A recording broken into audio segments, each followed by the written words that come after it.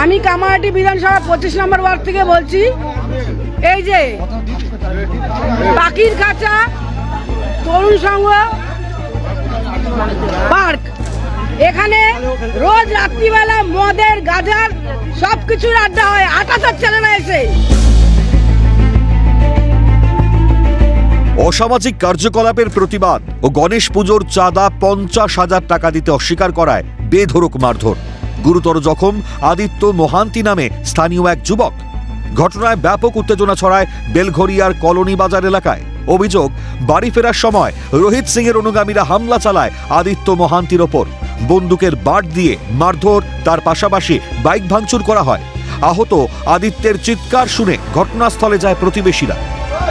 দীপিকা, এই দোকান বন্ধ হবে, এখানে বসে মদ খাওয়া গাঁজা খাওয়া হয়।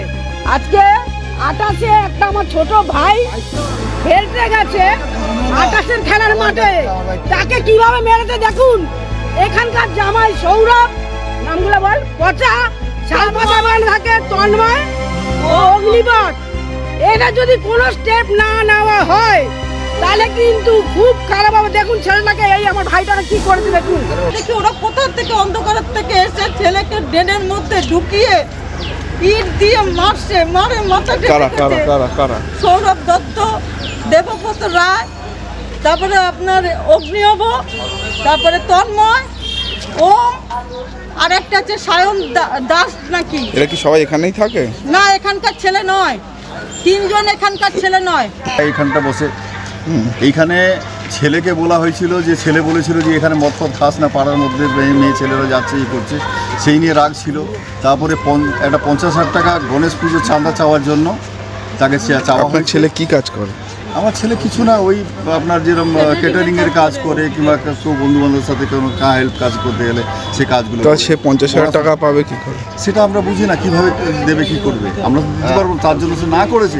অভিযোগ অস্বীকার করে পাল্টা অভিযুক্ত রোহিত সিং এর। পুরো পাড়ার লোকেরা, ওদের মহিলারা ওদের প্রতি খায়, যে এইসব প্রায় দিনই ওরা ওখানে দাঁড়িয়ে যেগুলো ওরা ব্লেম করছে সেগুলো তো ওরাই ওখানে করে বেড়ায় নাকি আমি শুনলাম। মানে যারা আমি আপনাকে অনেক কিছু এখন প্রমাণ দিয়ে দিতে পারবো, কিন্তু এখন আমি সেই প্রমাণ দেবো না। দেখি এরপর আরো ওরা কি বলে, কি কমপ্লেন করে, তারপর সব ভিডিও সমেত, প্রমাণ সমেত আমি দেখিয়ে দেবো কে এগুলো করছে, কি কারণে করেছে। প্রশাসন পদক্ষেপ করবে আশ্বাস কাউন্সিলরের।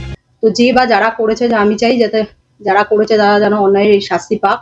আর প্রশাসনের মতো নিশ্চয়ই ব্যবস্থা নিচ্ছে, আমরা প্রশাসনকে ব্যাপারটা জানিয়েছি। এটা কোনো নতুন ঘটনা নয়, পাল্টা তো বিজেপি নেতা মিঠুন চক্রবর্তীর।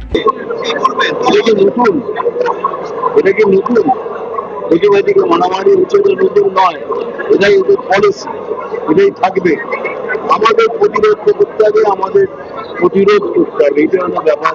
আমি তার জন্য ওয়েট করি। শনিবার সকালে আদিত্য মোহান্তির পরিবারের তরফে বেলঘরিয়া থানায় অভিযোগ জানানো হয়। বর্তমানে সংকটজনক অবস্থায় ওই যুবক সাগর দত্ত হাসপাতালে ভর্তি রয়েছেন। ইতিমধ্যেই ঘটনার তদন্তে নেমেছে পুলিশ। এই ঘটনা কামারহাটির ত্রাস জায়েন্ট সিং এর কথা মনে করাচ্ছে স্থানীয় বাসিন্দাদের। এখন দেখার পুলিশ প্রশাসন কি পদক্ষেপ গ্রহণ করে। শান্তনু সাহার রিপোর্ট, ক্যালকাটা নিউজ।